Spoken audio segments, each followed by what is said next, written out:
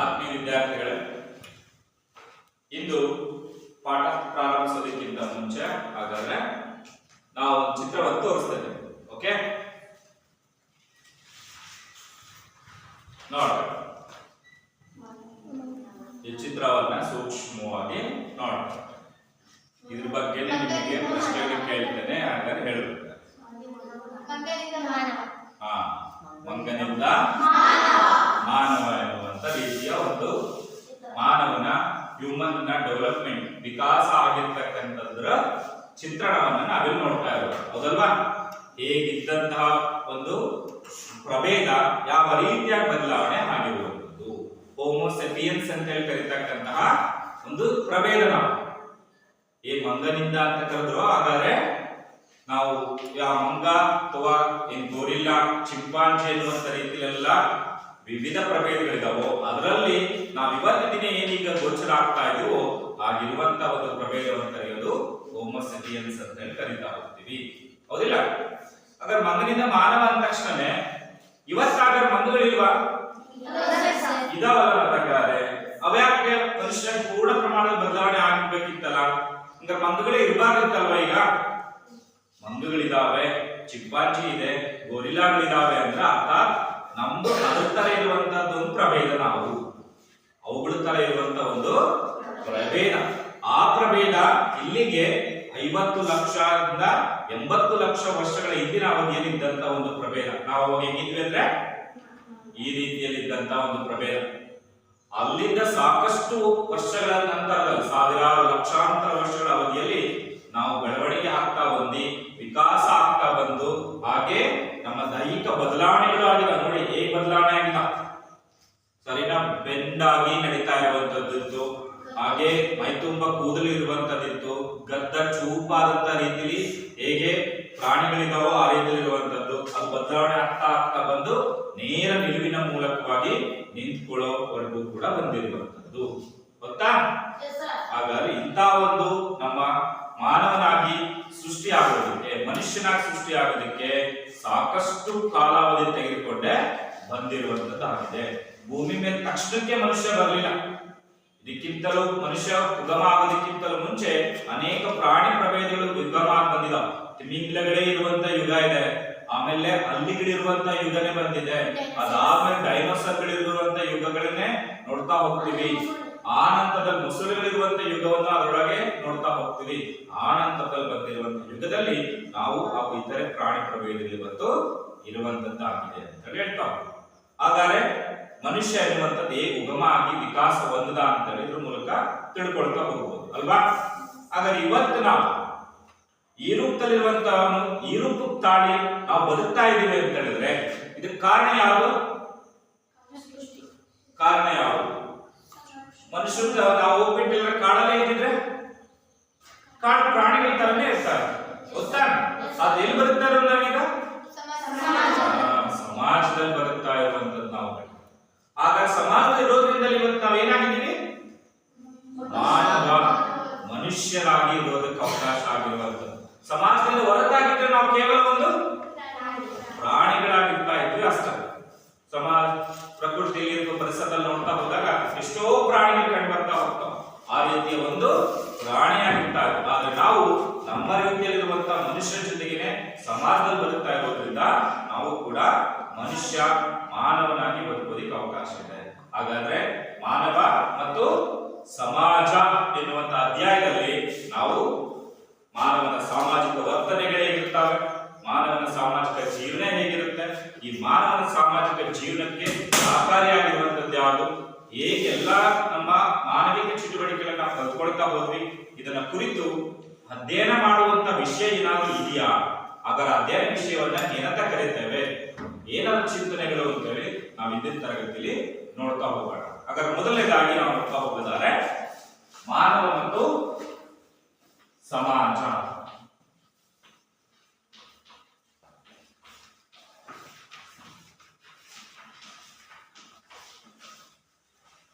ಮಾನವ ಮತ್ತು ಸಮಾಜ ಎನ್ನುವಂಥದ್ದು. ಆಗ ನೋಡ್ತಾ ಹೋಗೋದು ಮನುಷ್ಯ ನಡುವೆ ಇದ್ರೆ ಮಾತ್ರ ಮಾನವನಾಗೋದಿಕ್ ಸಾಧ್ಯ. ಮನುಷ್ಯರ ಗುಂಪಿನಿಂದ ಮಾನವ ಹೊರತಾದ್ರೆ ಮನುಷ್ಯನಾಗುವುದಕ್ಕೆ ಸಾಧ್ಯ ಇಲ್ಲ. ಇತರೆ ಪ್ರಾಣಿಗಳಿಗಿಂತಲೂ ನಾವು ಭಿನ್ನವಾಗಿದ್ದೇವೆ. ನಮ್ಮಗಳ ನಡುವೆ, ಮನುಷ್ಯರ ನಡುವೆ, ಮಾನವ ಸಮೂಹಗಳ ನಡುವೆ ಒಂದು ಸಂಬಂಧಗಳಿದ್ದಾವೆ. ಆ ಸಂಬಂಧಗಳು ಪ್ರಾಣಿಗಳಲ್ಲಿ ಕಂಡು ಬರ್ತಾವ. ಪ್ರಾಣಿಗಳಲ್ಲಿ ಗೋಚರ ಆಗತ್ತಾ? ಉದಾಹರಣೆಗೆ ಹೇಳ್ತೀವಿ, ಒಂದು ನಾಯಿ ತನ್ನ ಮರಿಗಳಿಗೆ ಜನ್ಮ ಕೊಟ್ರೆ ತನಗೆ ಹಶ್ವಾಯ್ತು ಅಂದ್ರೆ ಏನ್ ಮಾಡುತ್ತಂತೆ? ತನ್ನ ಮರಿಗಳನ್ನೇ ಭಕ್ಷಿಸುತ್ತಂತೆ. ತನ್ನ ಮರಿಗಳನ್ನೇ ತಾನೇ ತಿನ್ನುತ್ತೆ, ತಾನು ಬದುಕಬೇಕು ಅನ್ನೋದಕ್ಕೋಸ್ಕರ, ಹಸುವಿನಿಂದ ತಡ್ಕೊಳಕ್ ಆಗದೆ ಇರೋದಕ್ಕೋಸ್ಕರ. ಆದ್ರೆ ಮನುಷ್ಯರಾಗಿರ್ತಕ್ಕಂಥವರಲ್ಲಿ ತಾಯಿ ಮಕ್ಳಿಗೆ ಜನ್ಮ ಕೊಟ್ರೆ ತನಗೋಸ್ಕರ ಆ ಮಕ್ಕಳನ್ನೆಲ್ಲರೂ ಕೂಡ ಸಾಯಿಸೋದಕ್ಕೆ ಹೋಗ್ತಾಳ? ನೋಡಿ, ಈ ರೀತಿಯಾಗಿರ್ತಕ್ಕಂಥ ವ್ಯತ್ಯಾಸವನ್ನು ನಾವು ಅವರಿಂದ ಗುರುತಿಸ್ತಾ ಹೋಗ್ತಾ ಇದೀವಿ. ಹಾಗೆ ಸಾಮಾಜಿಕವಾಗಿ ಕೂಡ ಅಷ್ಟೇ. ನಮ್ಮ ಮನೆಗಳಲ್ಲಿ ನಾವು ಮತ್ತು ನನ್ನ ತಂಗಿ ಅಥವಾ ಅಕ್ಕ ಒಂದೇ ತಾಯಿ ತಂದೆಗೆ ಜನಿಸಿರ್ತಕ್ಕಂಥವ್ರು ಅಂತ ಹೇಳಿದಾಗ ನಾವು ವಿವಾಹ ಆಗ್ತೀವ? ಅಕ್ಕ ತಂಗಿಯನ್ನೇ ವಿವಾಹ ಆಗ್ತೀವ? ಇಲ್ಲ ಅನ್ನೋದು. ಆದ್ರೆ ಪ್ರಾಣಿಗಳಲ್ಲಿ ಆ ರೀತಿಯ ಸಂಬಂಧಗಳು ಇರೋದಿಲ್ಲ ಅಂತ ಕರೀತಾ ಹೋಗ್ತೀವಿ. ಈ ರೀತಿಯ ಅನೇಕ ಅಂಶಗಳಿಂದಾಗಿ ನಾವು ಪ್ರಾಣಿ ವರ್ಗಗಳಿಂದ, ಪ್ರಾಣಿ ಸಮಾಜದಿಂದ ಪ್ರತ್ಯೇಕವಾಗಿ ಗುರುತಿಸ್ತಾ ಇದ್ದಾನೆ. ಹಾಗಾದ್ರೆ ಪ್ರಾಣಿಗಳಿಗಿಂತಲೂ ನಾವು ಭಿನ್ನವಾಗಿದ್ದೇವೆ ಅಂತಲೇ ಹೇಳ್ತಾ ಹೋಗ್ತೀವಿ. ಹಾಗಾದ್ರೆ ಇಂಥ ಒಂದು ಮಾನವನ ಸಾಮಾಜಿಕವಾಗಿರುವಂತಹ ಜೀವನ ಶೈಲಿಯನ್ನ ಅರ್ಥ ಮಾಡ್ಕೋಬೇಕಾನೆ. ಮಾನವನ ಸಾಮಾಜಿಕ ಜೀವನ ಶೈಲಿಯನ್ನ ಅರ್ಥ ಮಾಡ್ಕೋಬೇಕು. ಹಾಗೆ ನಮ್ಗಳ ನಡುವೆ ಇರ್ತಕ್ಕಂಥ ಸಂಬಂಧ ಎಂತದ್ದು? ಸಮಾಜದಲ್ಲಿರುವಂತ ಮನುಷ್ಯ ನಡುವೆ ಇರುವಂತಹ ಸಂಬಂಧ ಎಂತದ್ದು? ಎಲ್ಲರ ನಡುವೆ ರಕ್ತ ಸಂಬಂಧ ಇದೆಯಾ? ಇಲ್ಲ. ಯಾವ ಸಂಬಂಧ ಇರೋದು? ಸಾಮಾಜಿಕ ಸಂಬಂಧ ಇರುವಂತದ್ದು. ಹಾಗಾದ್ರೆ ಅದನ್ನ ಅರ್ಥ ಮಾಡ್ಕೋಬೇಕಾನ. ಸಾಮಾಜಿಕ ಸಂಬಂಧಗಳು. ಉದಾಹರಣೆ ಹಂಗಾರೆ ನಾವು ಸಮಾಜದಲ್ಲಿ ಹೊಂದಿರುವಂತಹ ಸಾಮಾಜಿಕ ಸಂಬಂಧಗಳು ಎಂತವು? ಯಾವ್ಯಾವ ಹೇಳ್ಬೋದು? ಉದಾಹರಣೆಗೆ ಯಾವ್ಯಾವ ಹೇಳ್ಬೋದು? ಸಾಮಾಜಿಕ ಸಂಬಂಧಗಳು, ಸಂಸ್ಕೃತಿ, ಅಂತ ವಿಶ್ವಾಸ, ಇವೆಲ್ಲರ ನಡುವೆ ಇರುವಂತದ್ದು ಏನಿದೆ? ಕೋಆರ್ಡಿನೇಷನ್. Okay, good. ಸ್ನೇಹತ್ವ. ಮತ್ತೆ ಓಕೆ, ಮತ್ತೆ ಗುಡ್. ಸಾಮೂಹಿಕವಾಗಿ ಊಟ ಮಾಡ್ತೀರಾ.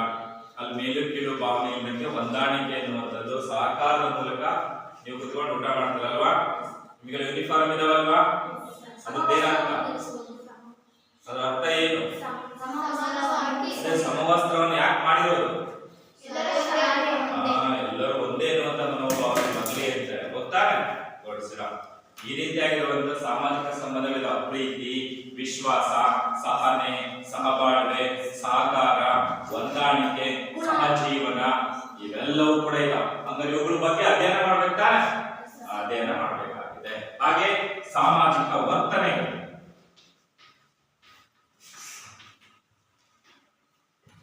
ಸಾಮಾಜಿಕ ವರ್ತನೆಗಳು ನಾವೇ ವರ್ತಿಸಬೇಕು. ನೀವು ಚಿಕ್ಕ ಮಕ್ಕಳನ್ನ ಹೇಗೆ ಮಾತಾಡ್ತೀರಾ? ನಿಮಗಿಂತಲೂ ವಯಸ್ಸಿನಲ್ಲಿ ಚಿಕ್ಕವರಾಗಿರೋರನ್ನ ಪ್ರೀತಿಯಿಂದ ಮಾತಾಡ್ತೀರಾ.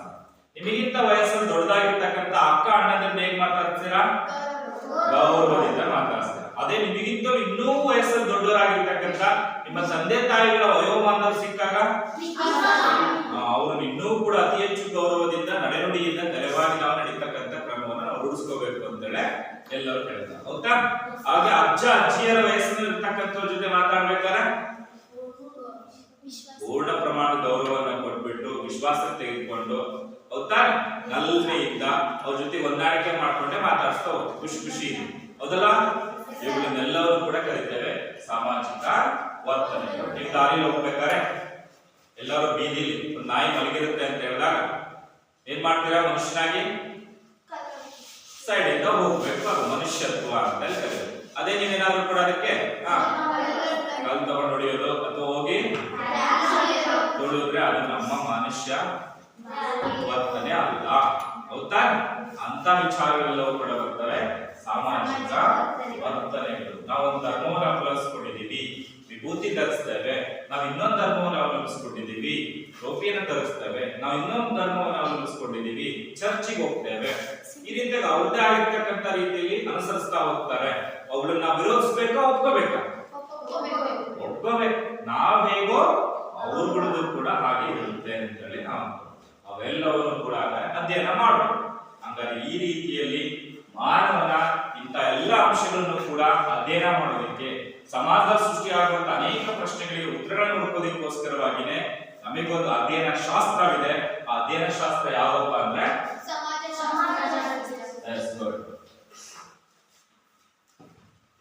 ಸಮಾಜ ಶಾಸ್ತ್ರ ಅಂತ ಹೇಳಿ ಕರೆಯುವುದು. ಸಮಾಜವನ್ನು ಕುರಿತು ಅಧ್ಯಯನ ಮಾಡುವ ಶಾಸ್ತ್ರವೇ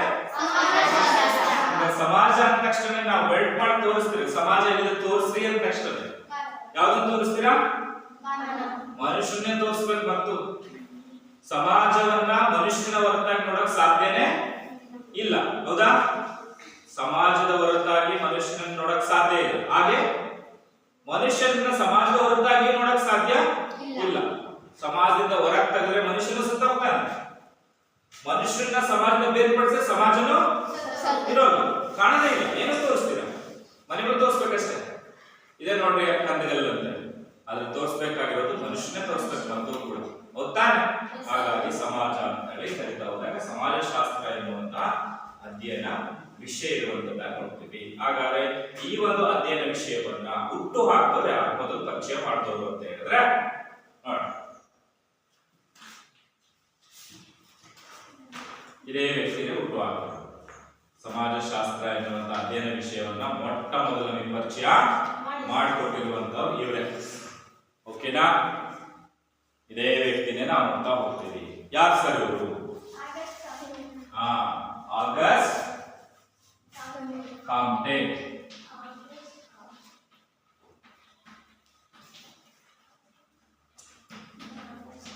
ಆಗಸ್ಟ್ ಕಾಮ್ಟೆ ಎನ್ನುವಂತ ಈ ಒಂದು ಅಧ್ಯಯನ ವಿಷಯವನ್ನ ಮೊಟ್ಟ ಮೊದಲ ಬಾರಿಗೆ ಹುಟ್ಟು ಹಾಕೋರು ಪರಿಚಯ ಮಾಡಿರ್ತಕ್ಕಂಥವರಾಗಿ ನೋಡ್ತಾ ಹೋಗ್ತೀವಿ. ಹಾಗಾಗಿನೇ ಇದೇ ಆಗಸ್ಟ್ ಕಾಮ್ಟೆ ಅವರನ್ನ ಏನಂತ ಕರೀತೀವಿ ಅಂದ್ರೆ ಸಮಾಜಶಾಸ್ತ್ರದ ಪಿತಾಮಹ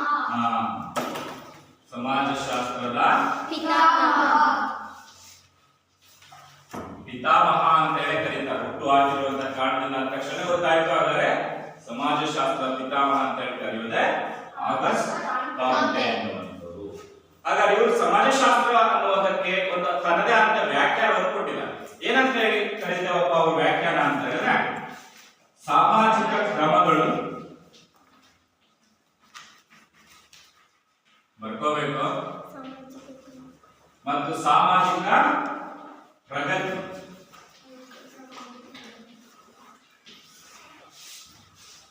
ಸಾಮಾಜಿಕ ಕ್ರಮಗಳು ಮತ್ತು ಸಾಮಾಜಿಕ ಪ್ರಗತಿ ಇವುಗಳ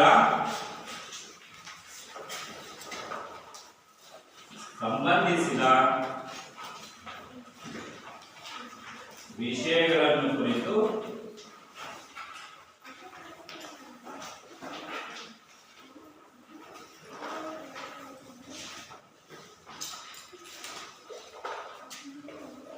ಅಧ್ಯಯನ ಮಾಡುವ ಶಾಸ್ತ್ರ.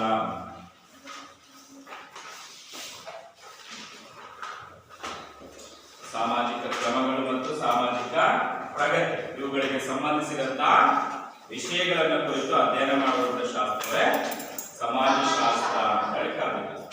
ಹಾಗೆ ಮತ್ತೊಬ್ಬ ಸಮಾಜಶಾಸ್ತ್ರಜ್ಞರ ಹೇಳಿಕೆ ತುಂಬಾ ಸುಪ್ರಸಿದ್ಧವಾಗಿರುವಂತಹ ಹೇಳಿಕೆ. ಯಾರು ಸರ್? ಮೆಕ್ಹೈವರ್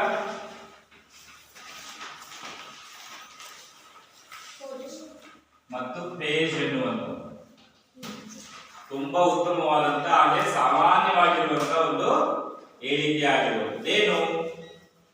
ಮಾನವನ ಎಂತ ಸಂಬಂಧಗಳು? ಸಮಾಜಶಾಸ್ತ್ರ ಅಂತ ಬಂದಾಗ ಬರಬೇಕಾಗಿರುವಂತದ್ದು ಸಾಮಾಜಿಕ ಸಂಬಂಧಗಳು.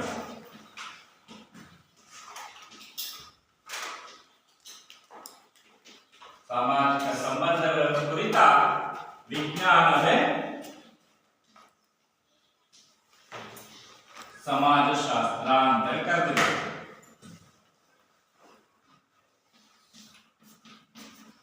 ವಿಜ್ಞಾನವೇ ಸಮಾಜಶಾಸ್ತ್ರ. ನೋಡಿ, ತುಂಬಾ ಸಿಂಪಲ್ ಆಗಿರುವುದು.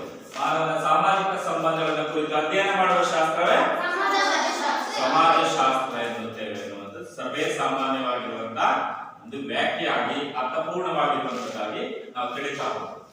ಓಕೆ, ಬರ್ಕೊಂಡ್ರಾ?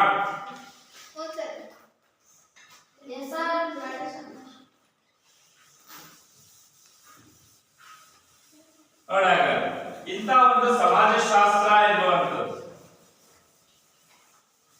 ಪದ ಹೇಗೆ ಉತ್ಪತ್ತಿ ಆಯಿತು? ಸಮಾಜಶಾಸ್ತ್ರ ಎನ್ನುವಂಥ ಪದ ಹೇಗೆ ಉತ್ಪತ್ತಿ ಆಯಿತು? ಸಮಾಜಶಾಸ್ತ್ರ ಎನ್ನುವಂಥ ಪದವನ್ನು ಇಂಗ್ಲಿಷ್ ನಲ್ಲಿ ಕರೆಯೋದು ಸೋಶಿಯಾಲಜಿ.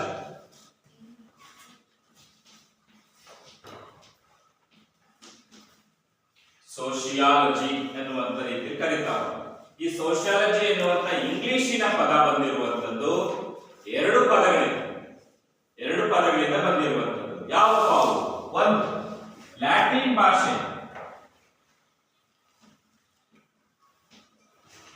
ಭಾಷೆಯ ಸೋಶಿಯಸ್, ಲ್ಯಾಟಿನ್ ಭಾಷೆಯ ಸೋಶಿಯಸ್ ಎನ್ನುವಂತ ಪದ. ಹಾಗೆ ಇನ್ನೊಂದು ಗ್ರೀಕ್ ಭಾಷೆ ಪದ,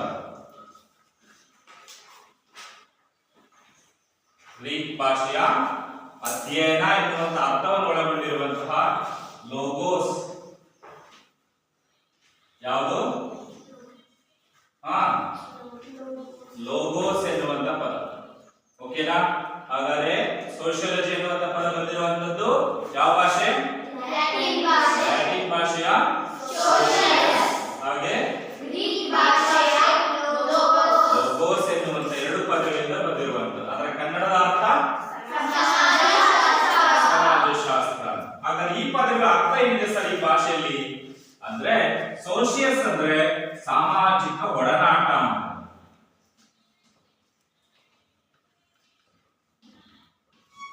ಸಾಮಾಜಿಕ ಒಡನಾಟ. ಒಡನಾಟ ಅಂದ್ರೆ ಏನು? ಅಲ್ಲ, ಸಾಮಾಜಿಕ ಒಡನಾಟ. ಒಡನಾಡಿಗಳು ನಾವು ಅಂತ ಕರೆಯಲ್ಲ, ನಾವೆಲ್ಲ ಒಂದೇ ಕುಟುಂಬದ ಒಡನಾಡಿಗಳು ಅಂತೀವಿ. ಅಂದ್ರೆ ಕುಟುಂಬದ ಸದಸ್ಯರುಗಳು ಅಂತ ರೀತಿ. ಇಲ್ಲಿ ಒಡನಾಡಿ ಅಂತ ಹೇಳಿರ್ತಕ್ಕಂಥ ಸಂದರ್ಭದಲ್ಲಿ ಇರೋದು ಸಂಬಂಧ ಅಂತ ಹೇಳಿ. ಒಡನಾಡಿಗಳು ಅಂದ್ರೆ ಸಂಬಂಧ, ಒಂದೇ ಎನ್ನುವಂತ ರೀತಿಯಲ್ಲಿ ಇರ್ತೀವಿ, ಜೊತೆಗೆ ಇರ್ತೀವಿ ಅನ್ನುವಂಥ ಪದದ ಅರ್ಥ ಬರುತ್ತೆ. ಹಾಗಾಗಿ ಸಾಮಾಜಿಕ ಒಡನಾಟ ಅಂದ್ರೆ ಒಂದೇ ಊರಲ್ಲಿ ಒಂದೇ ಸಮಾಜದಲ್ಲಿ ಬದುಕ್ತಾ ಇರುವಂತವರು ಅಂತೇಳಿ ಅರ್ಥ. ಹಾಗಾಗಿ ಲೋಗೋಸ್ ಅಂದ್ರೆ ನೀವೆಲ್ಲ ಅಧ್ಯಯನ ಶಾಸ್ತ್ರ ಅಂತ ಬರ್ತಾವೋ ಅವೆಲ್ಲವೂ ಕೂಡ ಬರುವಂತ ಅರ್ಥನೇ. ಏನು ಶಾಸ್ತ್ರ ಎನ್ನುವಂತ ಪದದ ಅರ್ಥ ಅಧ್ಯಯನ.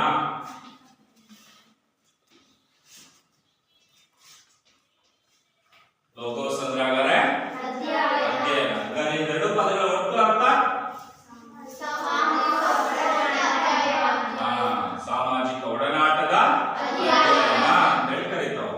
ಹಾಗಾದ್ರೆ ಮೆಕವೆಲ್ ಮತ್ತು ಪೇಶ್ ಅವರು ಹೇಳಿರ್ತಕ್ಕಂಥದ್ದು ಈಕ್ವಲ್ ಆಯ್ತಾ? ಸಾಮಾಜಿಕ ಸಂಬಂಧಗಳ ಕುರಿತು ಅಧ್ಯಯನ ಮಾಡುವಂತ ವಿಜ್ಞಾನವೇ ಯಾವುದು? ಸಮಾಜಶಾಸ್ತ್ರ ಅಂತ ಹೇಳಿ. ಹಾಗಾಗಿ ಪದದ ಉತ್ಪತ್ತಿ ಹೇಗೆ ಬಂತು ಅಂತ ಹೇಳಿ ಕರೀತಕ್ಕಂಥದ್ದು ಇದಿಷ್ಟು ಅಂಶಗಳಾಗ್ತವೆ. ಬರ್ಕೊಳ್ಳಿ.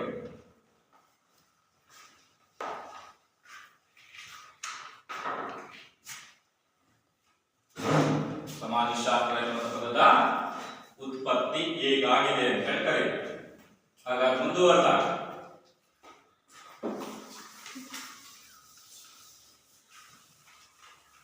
ಮುಂದುವರೆದಾಗೆ ಸಮಾಜಶಾಸ್ತ್ರ ಅಂದ್ರೆ ಏನು ಅಂತ ಹೇಳಿ ನೋಡಿದ್ವಿ. ಆ ಪದ ಹೇಗೆ ಉಟ್ಕೊಳ್ತು ಅಂತ ಹೇಳಿ ಯಾಕೆ ಓದ್ಬೇಕು ಸರ್ ಸಮಾಜಶಾಸ್ತ್ರ ಎನ್ನುವಂಥದ್ದನ್ನ? ಏನು ಅನುಕೂಲ ಅದರಿಂದ? ಸಮಾಜಶಾಸ್ತ್ರದ ಅಧ್ಯಯನವನ್ನು ನಾವು ಯಾಕೆ ಮಾಡಬೇಕು? ಗಣಿತವನ್ನು ಯಾಕೆ ಅಧ್ಯಯನ ಮಾಡಬೇಕು?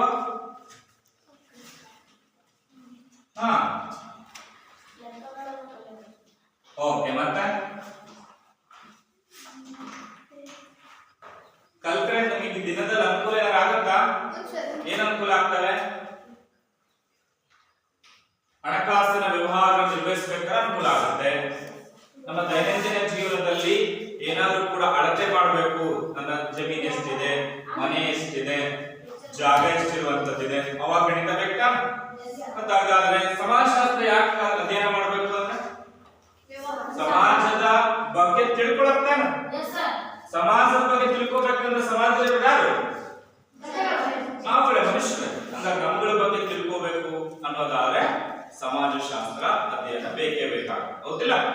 ಈಗ ಒಂದೊಂದೇ ಅಂಶ ನೋಡ್ತಾ ಹೋದಾದ್ರೆ ವ್ಯಕ್ತಿತ್ವ ಬೆಳವಣಿಗೆಗೆ ಸಹಾಯಕವಾಗುತ್ತೆ. ಇದರ ಅಧ್ಯಯನ ಯಾವುದು ಸಹಾಯಕ?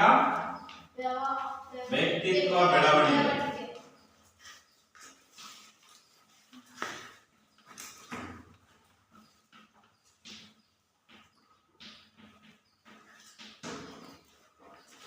ನಾವು ನಮ್ಗಳ ತರ ಇರ್ಬೇಕು ಅಂದ್ರೆ ಯಾವ್ದು ಬೇಕು? ಸಮಾಜ ಬೇಕು. ಇಲ್ಲ ಅಂದ್ರೆ ಮನುಷ್ಯರು ಏನಾಗ್ತೀವಿ?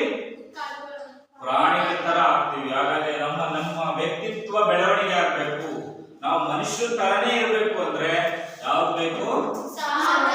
ಸಮಾಜ ಬೇಕಾಗುತ್ತೆ. ಹಾಗಾದ್ರೆ ಅವ್ರು ಹೇಗೆ ಸಮಾಜದಲ್ಲಿ ಸಾಮಾಜಿಕ ವ್ಯಕ್ತಿಗಳಾಗಿ ನಾವೆಲ್ಲ ರೂಪುಗೊಳ್ತೀವಿ ಅಂತ ಹೇಳಿ ಕುರಿತು ಅಧ್ಯಯನ ಮಾಡ್ಬೇಕು ಅನ್ನೋದಾದ್ರೆ ಯಾವ್ದು ಬೇಕು? ಬೇಕು. ನಾವ್ ಹೇಗೆಲ್ಲ ಆಗ್ತಾ ಇದ್ವಿ, ಕುಟುಂಬ ಅಂತೇಳಿ ಯಾಕಿದೆ, ಅದರಲ್ಲಿ ಯಾಕಿರ್ಬೇಕು, ನಾವು ಧರ್ಮವನ್ನು ಅವಲಂಬಿಸ್ಕೊಂಡಿದೀವಿ, ಯಾಕೆ ಅವಲಂಬಿಸ್ಕೋಬೇಕು, ಒಂದೇ ಊರಲ್ಲಿ ಇದೀವಿ, ನಾವ್ ಯಾಕೆ ಇಲ್ಲಿರೋಣ, ಊಹೆ ಮಾಡ್ಕೊಳ್ಳೋಣ. ಒಂದ್ಸತ್ ಕಣ್ ಮುಚ್ಕೊಂಡಿವಿ, ನಾವೆಲ್ಲರೂ ಕೂಡ ಊರಲ್ಲಿಲ್ಲ, ಎಲ್ಲರೂ ಒಬ್ಬೊಬ್ರೇ ಒಂದೊಂದು ಕಡೆ ಕಾಡಲ್ಲಿ ಒಂದೊಂದು ಕಡೆ ಒಂದೊಂದು ಮನೇಲಿ ಒಬ್ಬೊಬ್ರೇ ಇದೀವಿ ಅಂತೇಳಿ ಇಮ್ಯಾಜಿನ್ ಮಾಡ್ಕೊಳ್ರಿ. ಇರೋಕ್ ಸಾಧ್ಯನಾ? ಸಾಧ್ಯನೇ ಇಲ್ಲ. ಒಂದ್ ದಿವಸ ಇರ್ಬೋದು, ಬೇಡ ದಿನ ಇರ್ಬೋದು, ಮೂರನೇ ದಿವಸಕ್ಕೆ ಕಲೆ ನಮ್ಮಲ್ಲಿ ಸ್ಟಾರ್ಟ್ ಆಗ್ತಾ ಹೋಗುತ್ತೆ. ಯಾಕಂದ್ರೆ ನಾವು ಸಮಾಜದಲ್ಲಿ ಬದುಕಿದೀವಿ, ನಮಗೆ ಅದ್ರ ಸಂಬಂಧದ ಬಗ್ಗೆ ಗೊತ್ತು. ಎಷ್ಟೇ ಕಿತ್ತಾಡ್ಲಿ, ಎಷ್ಟೇ ಹೊಡೆದಾಡ್ಲಿ, ನಮಗೂ ಮತ್ತೆ ಬೇಕಿರೋದೇನು? ಸಮಾಜ, ನೆರೆಹೊರೆಯವರು, ಅಕ್ಕಪಕ್ಕದವರು, ಸ್ನೇಹಿತರು ಬೇಕೇ ಬೇಕು ಅಂತ. ಹಾಗಾಗಿ ನಮ್ಮ ವ್ಯಕ್ತಿತ್ವ ಬೆಳವಣಿಗೆಗೆ ಯಾವ ಸಹಕಾರಿ ಆಗುತ್ತೆ? ಸಮಾಜಶಾಸ್ತ್ರದ ಅಧ್ಯಯನ ಸಹಕಾರಿ ಆಗುತ್ತೆ. ಹಾಗೆ ಸಾಮಾಜಿಕ ಸಮಸ್ಯೆಗಳ ಬಗ್ಗೆ ತಿಳಿಯಲು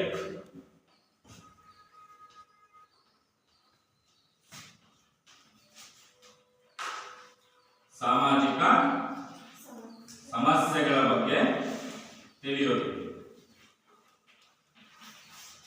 ಯಾವ ಸಾಮಾಜಿಕ ಸಮಸ್ಯೆಗಳು? ಸಾಮಾಜಿಕ ಸಮಸ್ಯೆಗಳು ಯಾವುವು? ಪ್ರಾಬ್ಲಮ್ಸ್, ಸೋಷಿಯಲ್ ಪ್ರಾಬ್ಲಮ್ಸ್ ಅಂತ ಯಾವ ಕರೀತಾರೆ. ಈ ಮದುವೆ ಟೈಮಲ್ಲಿ ಹೆಣ್ಣಿನ ಕಡೆಯವರು ಗಂಡಿನ ಕಡೆಯವರಿಗೆ ಕೊಟ್ಟಾಗ ಹಣದ ರೂಪದ ವಸ್ತು ಏನು? ವರದಕ್ಷಿಣೆ. ಹಾಗೆ 18 ವರ್ಷ ಆಗ್ಲೇಬೇಕು ಹೆಣ್ಮಕ್ಳಿಗೆ, ಅಷ್ಟೊಳಗೆ ಏನಾದ್ರು ವಿವಾಹ ಮಾಡಿದ್ರೆ ಏನಂತ? ಅರ್ಥ ಏನು? ಎಂತ ವಿವಾಹ? ಹಾಗೆ ನಿಮ್ಮ ಊರುಗಳಲ್ಲಿ ಧೂಮಪಾನ ಮಾಡ್ತಾರೆ, ಹಾಗೆ ಮದ್ಯಪಾನ ಮಾಡೋರಿದ್ದಾರೆ ಅಂತ ಹೇಳಿ ಅದು ಸಾಮಾಜಿಕ ಸಮಸ್ಯೆ ತಾನೆ? ಕುಟುಂಬಗಳಿಗೆ ತೊಂದರೆ ಆಗ್ತದೆ ತಾನೆ? ಅವು ಬರ್ತವೆ. ಮದ್ಯ ವ್ಯಸನಿಗಳು ಅಂತ ಹೇಳಿರುವಂತದ್ದು, ಗುಡ್. ಅನಕ್ಷರತೆ ಎನ್ನುವಂಥದ್ದು ಅದು ಕೂಡ ಸಾಮಾಜಿಕ ಸಮಸ್ಯೆ. ಪ್ಲಸ್ ಶಾಲೆಗೆ ಕಳಿಸ್ದಾಗ ಏನಾದ್ರು ಕೆಲಸಕ್ಕೆ ಕಳಿಸ್ತಾರೆ, ಅದನ್ನೇನಂತ ಕರಿತೀವಿ? ಬಾಲ ಕಾರ್ಮಿಕತನ ಅಂತ ಕರಿತೇವೆ, ಹೌದಾ? ಈ ರೀತಿಯಾಗಿರ್ತಕ್ಕಂಥ ಸಮಸ್ಯೆಗಳನ್ನ ಎಷ್ಟೊಂದ ಕೇಳಿದಲ್ಲ, ಇವೆಲ್ಲವೂ ಕೂಡ ಸಮಾಜದಲ್ಲಿ ನಡಿಬೇಕು, ನಡಿಬಾರ್ದು? ನಡೀತಾ ಇದಾವೆ ಅಂದ್ರೆ ಅದಕ್ಕೆ ಕಾರಣ ಏನು? ಹುಡುಕ್ಬೇಕು ತಾನೆ, ಅದು ಪರಿಹಾರ ಮಾಡ್ಬೇಕು ತಾನೆ. ಅವಾಗ ಅಧ್ಯಯನ ಮಾಡ್ತಾ ಹೋದ್ರೆ ಅವುಗಳನ್ನ ಸಮಾಜಶಾಸ್ತ್ರ ನಮಗೆ ಬೇಕಾಗುತ್ತೆ. ತಿಳ್ಕೊಂಡು ಹಂಗಾರೆ ವರದಕ್ಷಿಣೆ ಕೊಡೋದು ತಪ್ಪೋ ಸರಿನೋ? ತಪ್ಪು. ತೆಗೆದುಕೊಳ್ಳೋ ಸರಿನೋ? ತಪ್ಪು. ತಪ್ಪು ಅನ್ನುವಂತ ಪರಿಜ್ಞಾನ ನಮಗೆ ಬರುತ್ತೆ ಅನ್ನೋದಾದ್ರೆ ಸಮಾಜಶಾಸ್ತ್ರ ಅಧ್ಯಯನ ಮಾಡಿದ ಮೇಲೆ ನಮಗೆ ಬರೋದು. ಅದು ಯಾಕೆ ತಪ್ಪಾಗುತ್ತೆ, ಮದ್ಯ ವ್ಯಸನಗಳಿಂದ ಏನೇನು ತೊಂದರೆಗಳು ಆಗ್ತಿರುವಂತದ್ದು ಇದೆ ಅಂತ ಹೇಳಿ ನಮಗೆ ಸ್ಪಷ್ಟವಾಗಿ ಗೊತ್ತಾಗುತ್ತೆ. ಹಾಗೆ ಮುಂದುವರೆದಾಗಿರುವಂತದ್ದು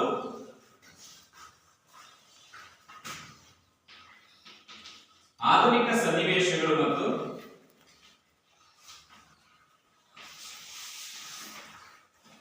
ಬೆಳವಣಿಗೆ ಬಗ್ಗೆ ಅಧ್ಯಯನ. ಬೆಳವಣಿಗೆ ಬಗೆಗಿನ ಜ್ಞಾನ. ನೋಡಿ, ಸಮಾಜ ಎನ್ನುವಂಥದ್ದು ಇಂದು ನಿನ್ನೆಯದ? ಇಲ್ಲ.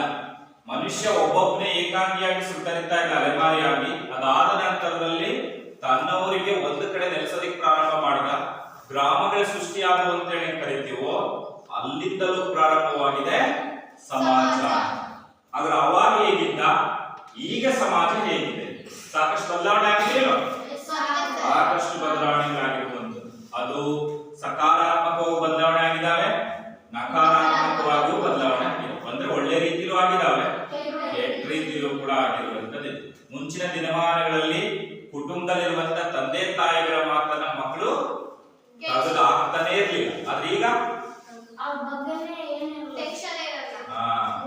ಈಗ ಹೇಗಿದೆ ಅಂದ್ರೆ ಅವಾಗ ತಂದೆ ತಾಯಿಗಳಿಗೆ ಮಕ್ಕಳು ಕೇಳ್ತಾ ಇದ್ರು, ಈಗ ಮಕ್ಕಳು ಹೇಳಿದ್ರೆ ತಂದೆ ತಾಯಿಗಳು ಕೇಳೋ ಪರಿಸ್ಥಿತಿ ಬಂದಿದೆ. ಇದು ನಕಾರಾತ್ಮಕ ಪರಿಣಾಮ, ಕೆಟ್ಟ ರೀತಿಯಲ್ಲಿ ಆಗಿರುವಂತದ್ದು ಅಂತ ಹೇಳಿ ಕರಿತಾ ಹೋಗ್ತೀವಿ. ಹಿಂದೆಲ್ಲ ಅವಿಭಕ್ತ ಕುಟುಂಬಗಳು ಇರ್ತಾವೆ, ಈಗ ಚಿಕ್ಕ ಚಿಕ್ಕ ಕುಟುಂಬಗಳು ಅವನ್ನೇ ಇಷ್ಟಪಡ್ತಾರೆ. ಹೌದಾ?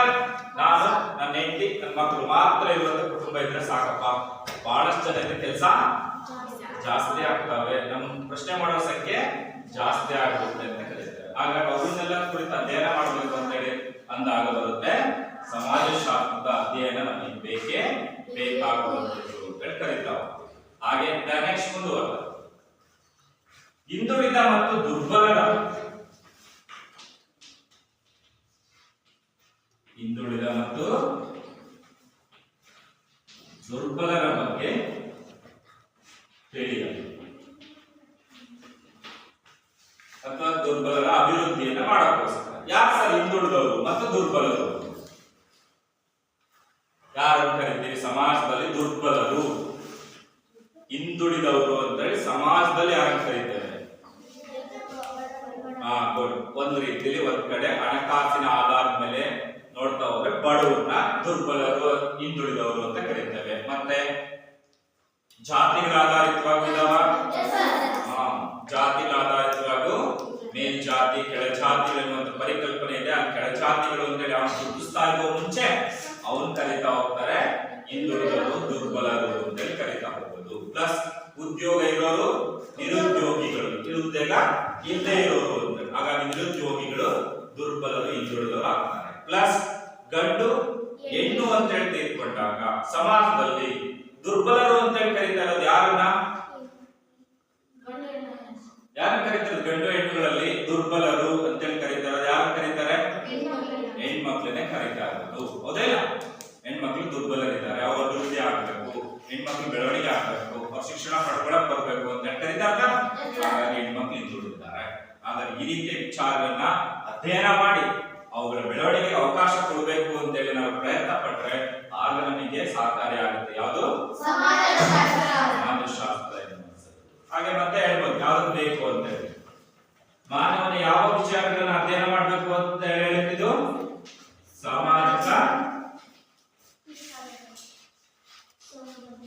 ಸಾಮಾಜಿಕ ಸಂಬಂಧಗಳನ್ನ ಅಧ್ಯಯನ ಮಾಡಬೇಕು ಅಂದ್ರೆ ಸಮಾಜಶಾಸ್ತ್ರ ಬೇಕು.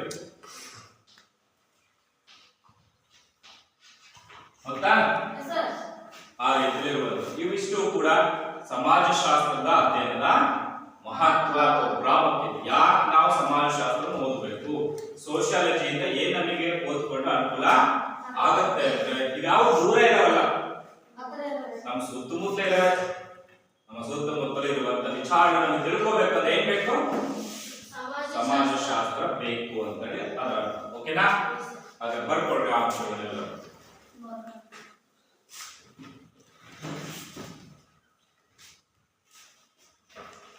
ಕಳಿಸ್ಬೋದಾ? ಹಾಗಾಗಿ ಮುಂದುವರೆದ ಹಾಗಾದ್ರೆ ಇದನ್ನ ಸಮಾಜಶಾಸ್ತ್ರ ಎನ್ನುವಂಥದ್ದೇನೋ ನೋಡ್ತಾ ಹೋದ್ರು, ಸರಿನಾ? ಹಾಗಾದ್ರೆ ಮಾನವ ಅಲ್ಲಿಗೆ ಅರ್ಥ ಆಯ್ತು, ಸಮಾಜದ ಶಿಶು. ಮನುಷ್ಯ ಎನ್ನುವಂಥವನು ಯಾವುದರ ಶಿಶು? ಸಮಾಜದ ಶಿಶು. ನಮ್ಮ ಉಗಮಕ್ಕೆ ಕಾರಣೀಭೂತರಾಗಿರೋ ನಮ್ಮ ತಂದೆ ತಾಯಿಗಳನ್ನು ಹೇಗೆ ಕರಿತೀವೋ ನಾವೆಲ್ಲರೂ ಭೂಮಿ ಇರ್ತಕ್ಕಂಥ ಎಲ್ಲ ಮನುಷ್ಯರು ಕೂಡ, ಮಾನವರು ಕೂಡ ಯಾರ ಮಕ್ಕಳು ಅಂದ್ರೆ ಸಮಾಜದ ಮಕ್ಕಳು. ಯಾಕೆ ಅಂದ್ರೆ ಮಾನವ ಒಬ್ಬ ಎಂತ ಜೀವಿ? ಮಾನವ ಒಬ್ಬ ಸಮಾಜ ಜೀವಿ. ಅಥವಾ ನನ್ನ ಪದ ಕರೀತಾರೆ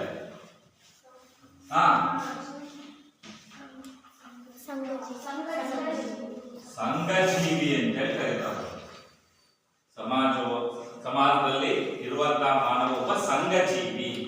ನಿಮ್ಮನೇನಾದ್ರೂ ಕೂಡ ಈಗ ಎಲ್ಲರೂ ಕೂಡ ದೂರಕ್ಕೆ ತುಂಬಾ ದೂರಕ್ಕೆ ಒಬ್ಬೊಬ್ಬರು ಕೂರಿಸಿ ಒಂದು ದಿನಾಗಲೆಲ್ಲ ಬೆಳಗ್ಗೆಯಿಂದ ಸಂಜೆವರೆಗೂ ಕೂರಿಸ್ಬಿಟ್ರೆ ನಿಮ್ಮ ಪರಿಸ್ಥಿತಿಗಳು, ನಿಮ್ಮ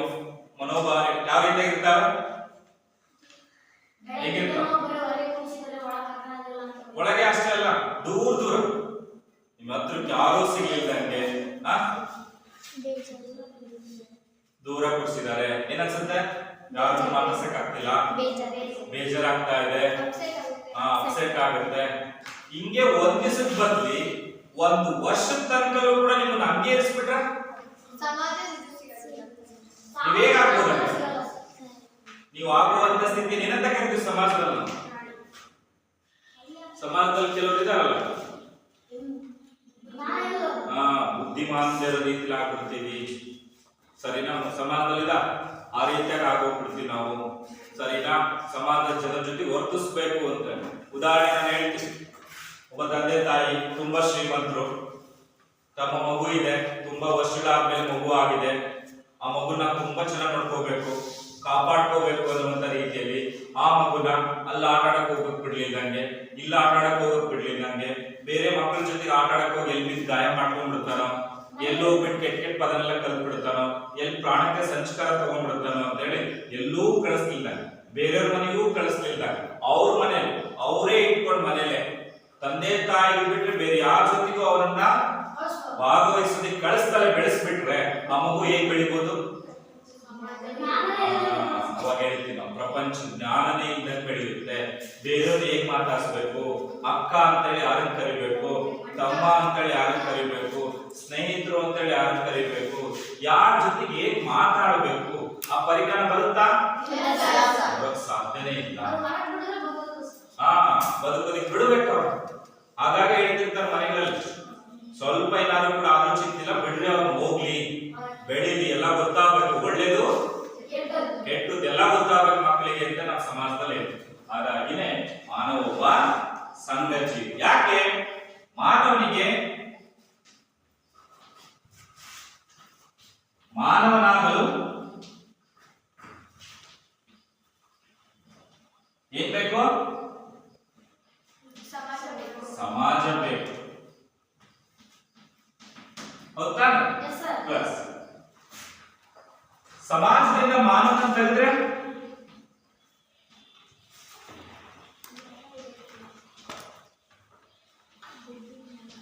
ಸಮಾಜದ ಹೊರತಾಗಿ ಮಾನವನನ್ನ ಗುರುತಿಸೋದಿಕ್ ಸಾಧ್ಯನಾ?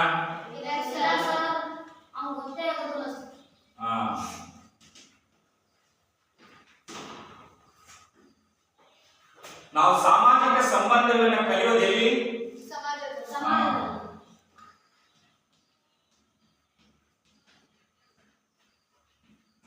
ಸಾಮಾಜಿಕ ಸಂಬಂಧ ವರ್ತನೆಗಳನ್ನ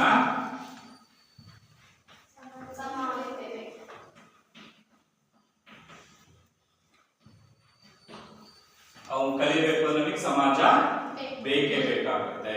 ಹೌದಾ?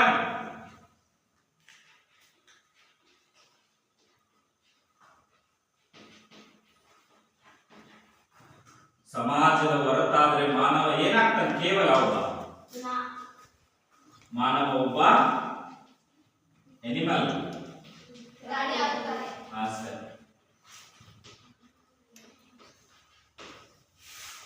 ಆಗ್ತಾನೆ. ಇವೆಲ್ಲ ಅಂಶಗಳು ನೋಡ್ತಾ ಹೋದಾಗ ಗೊತ್ತಾಗುತ್ತೆ ನಮಗೆ ಮಾನವ ಒಬ್ಬ ಸಂಘ ಜೀವಿ ಅಥವಾ ಸಮೂಹ ಜೀವಿ ಅಂತ. ಹೌದಲ್ವಾ? ಹಾಗಾಗಿ ಒಂದು ಪದ ಕರಿಗೋರಂಗ, ಸರಿನಾ? ಸಮಾಜ ಎನ್ನುವಂಥದ್ದು ಏನಪ್ಪಾ ಅಂದ್ರೆ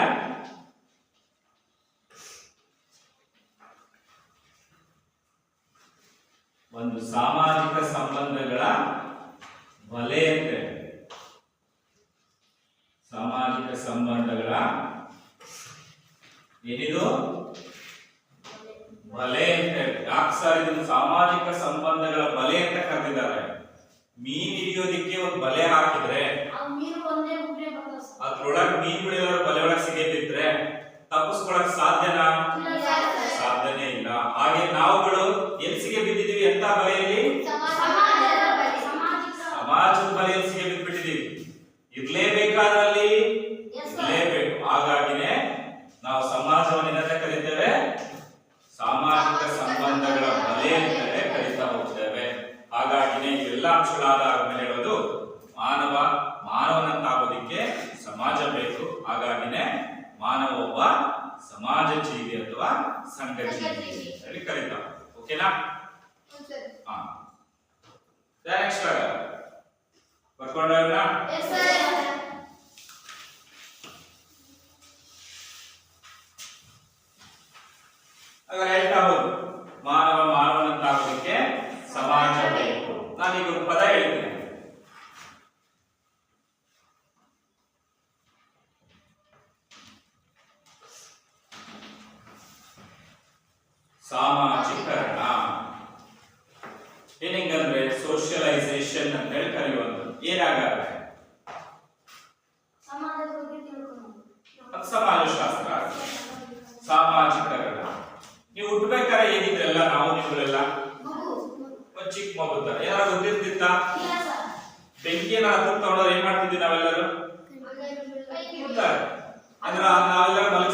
ಸಣ್ಣ ಮಕ್ಕಳಾಗಿರೋದಕ್ಕೆ ಯಾವ್ದು ಹಾವು ಬಂತಂದ್ರೆ ಮಗು ಏನ್ ಮಾಡುತ್ತೆ ಅದನ್ನ ಇಟ್ಕೊಳಕ್ ಹೋಗುತ್ತೆ. ಇವಾಗ ಹೇಗಿದ್ದೀವಿ ನಾವೆಲ್ಲ ಎಲ್ಲ ತಿಳ್ಕೊಂಡಿರ್ತೀವಿ. ಯಾವ ಸರಿ ಯಾವ ತಪ್ಪು, ಏನ್ ಮಾಡ್ಬೇಕು, ಹೂ ಕಂಡ್ರೆ ಏನ್ ಮಾಡ್ಬೇಕು, ಹೂನ ಯಾರು ಎದ್ಕೊಂಡು ಹೋಗಲ್ಲ, ಹಾವು ಕಂಡ್ರೆ ಏನ್ ಮಾಡ್ಬೇಕು, ಊಟಕ್ಕೆ ಹೋಗ್ಬೇಕಾ, ಅಲ್ಲಿ ಯಾರೋ ಚಾಕು ಹಿಡ್ಕೊಂಡು ಹೋಗಿ ವ್ಯಕ್ತಿ ನಿಂತಿದ್ದಾರೆ ಅಂದ್ರೆ ಅಲ್ಲಿ ಆ ಕಡೆ ಹೋಗ್ತೀವಾ, ಹೋಗ್ಬಾರ್ದು. ಹೌದಾ? ಆ ರೀತಿ ಕೆಸರಿದೆ ಚರಂಡಿ ಇದೆ ಅಂದ್ರೆ ಏನ್ ಮಾಡ್ಬೇಕು, ಅದ್ರೊಳಗೆ ಇಳಿದತ್ತೀವಾ, ಇಲ್ಲ ದಾಟ್ಬೇಕು ಅದನ್ನ ಅಂತ ಹೇಳ್ತೀವಿ. ಆ ರೀತಿ ನಮಗೆಲ್ಲ ಗೊತ್ತಾಗುತ್ತೆ. ಅಲ್ಲಿ ಯಾರೋ ನಮ್ಮ ಸಂಬಂಧಿಕರೇ ನಿಂತಿದ್ದಾರೆ, ಅವ್ರ ಹತ್ರಕ್ಕೆ ಓಡೋ, ನಮಗೆ ಯಾರು ಪರಿಚಯಸ್ಥರು ಅಲ್ಲ ಅವ್ರು ನಿಂತಿದ್ದಾರೆ, ಅವರಿಂದ ನಾವು ದೂರ ಇರ್ತೇವೆ. ಹೌದಾ? ನಮ್ಮ ಸ್ನೇಹಿತರಿದ್ದಾರೆ, ಅವ್ರ ಜೊತೆಗೆ ಹೇಗ್ ಮಾತಾಡ್ತೀವಿ, ಏನೋ ಬಾರೋ ಹೋಗೋ, ಏನೇ ಬಾರೆ ಅಂತ ಹೇಳಿ ನೀವು ನಿಮ್ಮ ಜೊತೆಗಿರೋ ಸ್ನೇಹಿತರ ಜೊತೆ ಮಾತಾಡ್ತೀವಿ. ನಿಮ್ಮ ಸಮವಯಸ್ಕರೇ ಬೇರೆ ಯಾರು ಹೊಸದಾ ಸಿಕ್ಕರು ಅಂದ್ರೆ ಅವ್ರನ್ನು ಕೂಡ ಏನೇ ಬಾರೆ ಅಂತೀರಾ, ನೀವು ಏನೋ ಬಾರ ಅಂತೀರಾ. ಸಮವಯಸ್ಕರ ಸಿಕ್ಕರೆ ಅವ್ರನ್ನ ಮಾತಾಡ್ಸೋ ರೀತಿನೇ ಬದಲಾವಣೆ ಆಗ್ತಿರ್ತವೆ. ಇವುಗಳನ್ನೆಲ್ಲ ನಾವು ಕಲ್ತ್ಕೊಂಡಿದ್ದಾನೆ. ಇವೆಲ್ಲವನ್ನ ಇಷ್ಟೊಂದು ತನಕ ಹೇಳಿದವನ್ನೆಲ್ಲ ಕಲ್ತ್ಕೊಂಡು ಎಲ್ಲಿ ಕಲ್ತ್ಕೊಂಡಿದ್ದು, ಸಮಾಜದಲ್ಲಿ. ಆ ಕಲ್ತ್ಕೊಂಡಿವಲ್ಲ ಎಷ್ಟು ವರ್ಷಗಳಲ್ಲಿ, ವರ್ಷದಿಂದ ವರ್ಷಕ್ಕೆ. ಈಗ ನಿಮಗಿರುವುದಕ್ಕಿಂತ ಜ್ಞಾನ ನಮಗೆ ಜಾಸ್ತಿ, ನಮಗಿರುವುದಕ್ಕಿಂತ ಸಾಮಾಜಿಕ ಜ್ಞಾನ ನಮಗಿಂತ ವಯಸ್ಸಾಗಿರೋದ್ರಲ್ಲಿ ಹೆಚ್ಚಾಗಿರುತ್ತೆ. ಹಾಗಾಗಿ ವರ್ಷದಿಂದ ವರ್ಷಕ್ಕೆ ಹೀಗೆ ಸಮಾಜದಲ್ಲಿರುವಂತಹ ಅನೇಕ ವಿಚಾರಗಳನ್ನ ಕಲ್ತ್ಕೊಂಡು ಹೋಗುವಂತಹ ಒಂದು ಪ್ರಕ್ರಿಯೆಯನ್ನು ನಾವು ಕಲಿತಾ ಹೋಗೋದು ಏನಂತ, ಸಾಮಾಜೀಕರಣ. ಹಾಗಾದ್ರೆ ಏನೇನೆಲ್ಲ ಕಲಿತೀವಿ ಸಮಾಜದಲ್ಲಿ ನಾವು,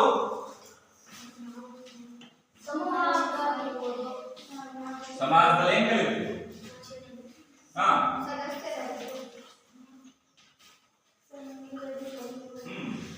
ಸಂಬಂಧಗಳ ಬಗ್ಗೆ ಕಲಿತಿದ್ದಾನೆ, ಭಾಷೆ ಬಗ್ಗೆ ಕಲಿತೀವಿ,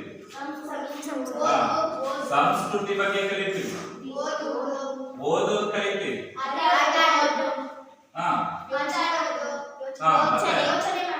ಯೋಚನೆ ಕಲಿತೀವಿ,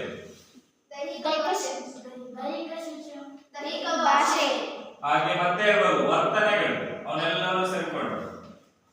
ಹೌದಾನೆ? ಇವೆಲ್ಲವೂ ಕೂಡ ಓಕೆ, ಅದನ್ನು ತಗೋಬಹುದು, ನೀವೇನ್ ಬೇಕಾದ್ರೂ ಬರೀಬಹುದು. ಸರಿನಾ? ಅವೆಲ್ಲವೂ ಕೂಡ ಕಲಿಯುವ ಪ್ರಕ್ರಿಯೆ ಸಾಮಾಜಿಕರಣ.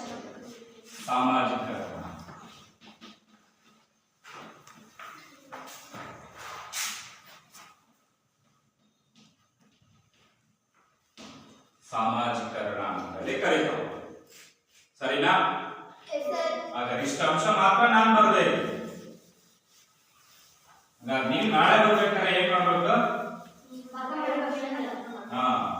ನೀವು ಕೂಡ ಒಬ್ಬ ಸಮಾಜದ ವ್ಯಕ್ತಿಯಾಗಿ ಸಮಾಜದಲ್ಲಿ ನಾವು ಸಾಮಾಜಿಕರಣ ಪ್ರಕ್ರಿಯೆಗೊಳಪಟ್ಟು ಏನೇನೆಲ್ಲ ಕಲಿಬಹುದು, ಏನೇನೆಲ್ಲ ಕಲ್ತಿದೀವಿ, ಅದ್ರಲ್ಲಿ ಇರುವಂತ ಒಳ್ಳೆ ಅಂಶಗಳು ಯಾವಿದಾವೆ, ಕೆಟ್ಟವನ್ನು ಕೂಡ ಯಾವುದನ್ನ ಸಮಾಜ ನಮಗೆ ಕಲಿಸ್ತಾ ಇದೆ ಅನ್ನುವಂತ ರೀತಿಯಲ್ಲಿ ಇಟ್ಕೊಂಡು ಈ ಸಾಮಾಜಿಕರಣ ಬಗ್ಗೆ ಒಂದು ಪ್ರಬಂಧದ ರೀತಿಯಲ್ಲಿ ಬರ್ಕೊಂಡು ಬರ್ತಿರೋ ಒಂದು ಪುಟದಷ್ಟು, ಒಂದು ಪೇಜ್ನಷ್ಟು ಬರ್ಕೊಂಡು ಹೋಗ್ಬೇಕು. ಸಾಮಾಜಿಕರಣದ ಬಗ್ಗಿನ ನಿಮ್ಮ ಪರಿಕಲ್ಪನೆ ಹೇಗಿದೆ ಅಂತ ಹೇಳಿ ಬರ್ಕೊಂಡು ಬರಬೇಕು. ಓಕೆನಾ? ನೆಕ್ಸ್ಟ್ ಮುಂದುವರೆದಾಗ ಒಂದು ಪ್ರಸಂಗ ಹೇಳ್ಬಿಟ್ಟು ನಾನು ನಿಲ್ಲಿಸ್ತೀನಿ.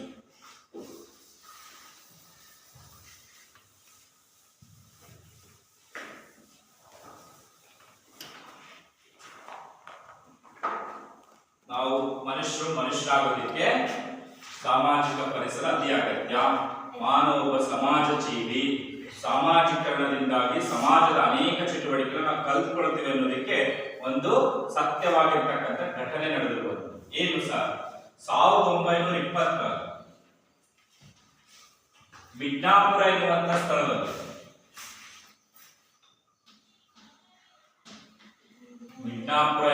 ಒಂದು ಸ್ಥಳದಲ್ಲಿ ಒಂದು ಹುಡುಗಿ ಸಿಕ್ಕರು ಕಾಡಲ್ಲಿ. 9 ವರ್ಷದ ಹುಡುಗಿ.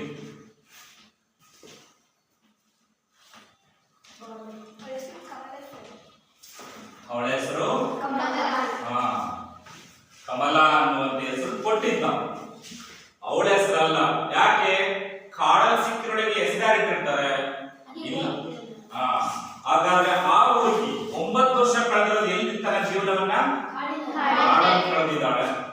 ಆಮೇಲೆ ಎಲ್ಲೋ ಹೊರಗಿನವ್ರು ಯಾರೋ ಎಂದೋ ಕಾಡಿಗೆ ಹೋದಾಗ ಸಿಕ್ಕಿದ್ದು ಕಾಡಲ್ಲಿ. ಹಾಗಾದ್ರೆ ಅವ್ರು ಹೇಗಿದ್ಲಪ್ಪ ಅಂದ್ರೆ ನಮ್ಮ ನಿಮ್ಮಗಳ ತರ ಉಡುಪ್ ಧರಿಸ್ತಿರ್ಲಿಲ್ಲ. ಪ್ರಾಣಿಗಳ ಚರ್ಮವನ್ನು ಹೊದಿಕೆ ಉಪಾದೆ ಧರಿಸ್ಕೊಂಡಿದ್ದು. ಪ್ರಾಣಿಗಳು ಹೆಂಗೆ ತಮ್ಮ ಮುಂದಿನ ಒಂದು ಕೈಗಳನ್ನ ಕಾಲುಗಳ ರೀತಿಯಲ್ಲೂ ಕೂಡ, ಅಂದ್ರೆ ಎಷ್ಟು ಕಾಲು? 4 ಕಾಲುಗಳ ರೀತಿಯಲ್ಲಿ ನಡೀತಾ ಇದ್ದು. ಭಾಷೆ ಬರ್ತಾ ಇರ್ಲಿಲ್ಲ, ಪ್ರಾಣಿಗಳ ತರನೇ ಕೂಗ್ತಾ ಇದ್ದು ಅಂತ ಹೇಳಿ ಕರೀತಾ ಹೋಗ್ತೀವಿ. ಅದನ್ನೇ ನಾವು ಕರೆಯೋದು ದೈಹಿಕ ಭಾಷೆ ಅಥವಾ ಆಂಗಿಕ ಭಾಷೆಗಳು ಅಂತ ಹೇಳಿ ಕರೀತಾ ಹೋಗ್ತೀವಿ. ಹಸಿ ಮಾಂಸವನ್ನೇ ತಿಂತಾ ಇದ್ದು, ಪ್ರಾಣಿಗಳ ರೀತಿಯಲ್ಲಿ ವರ್ತಿಸ್ತಾ ಇದ್ದು, ನಮ್ಮ ಮನುಷ್ಯನ ಕಂಡ್ರೆ ದೂರ ಓಡ್ತಾ ಇದ್ದು. ಈ ರೀತಿ ಸಿಕ್ಕಂತ ಆ ಹುಡುಗಿಯನ್ನ ಕರೆತಂದ್ಬಿಟ್ಟು ಮನುಷ್ಯರ ಜೊತೆ ಬದುಕಿಸ್ಕೊಂಡು, ಮನುಷ್ಯರ ಜೊತೆ ಬಿಟ್ಟು ಅವಳನ್ನ ಮನುಷ್ಯರ ನಡುವೆ ಬೆಳೆಸ್ತಾ ಹೋದಾಗ ನಮ್ಮ ರೀತಿಯ ಅವಳು ಕಾಲಾನಂತರದಲ್ಲಿ ಬೆಳೀತಾ ಹೋದ್ಲು, ಕಲ್ತ್ಕೊಳ್ತಾ ಹೋದ್ಲು, ವಿಕಾಸ ಹೊಂದಿದ್ದು ಅನ್ನೋದು ಆಧಾರದ ಮೇಲೆ ನಾವು ಹೇಳ್ತೀವಿ ಮನುಷ್ಯನಾಗೋದಕ್ಕೆ ಏನ್ ಬೇಕು? ಸಮಾಜ ಬೇಕು. ಮನುಷ್ಯ ಸಮಾಜದವರ ಹೇಗಾಗ್ತಾರೆ? ಕಮಲೆ ಹೇಗೆ ಸಿಕ್ಕಿದ್ಲೋ ಆ ರೀತಿ ಆಗ್ತಾರೆ. ಓಕೆನಾ? ಹಾಗಾದ್ರೆ ಅವಳು ಆಂಗಿಕ ಭಾಷೆಗಳು ಅಂತ ಹೇಳಿ ಕರೆದು ಸರಿನಾ? ಆಂಗಿಕ ಭಾಷೆಗಳು ಹೇಗಿರ್ಬೋದು? ಯಾರಾದ್ರೂ ಒಬ್ರು ಬಂದು ತೋರಿಸ್ಬೇಕೀಗ, ಅವ್ರು ನೀವು ಆಂಗಿಕ ಭಾಷೆನ ದೈಹಿಕ ಭಾಷೆನ ಗುರುತಿಸ್ಬೇಕು. ಏನ್ ಹೇಳ್ತಿದಾರ ಅವನು? ಕೆಲವೊಂದು ಆಂಗಿಕ ಭಾಷೆ ಏನಾದ್ರು ತೋರಿಸ್ಕೊಡ.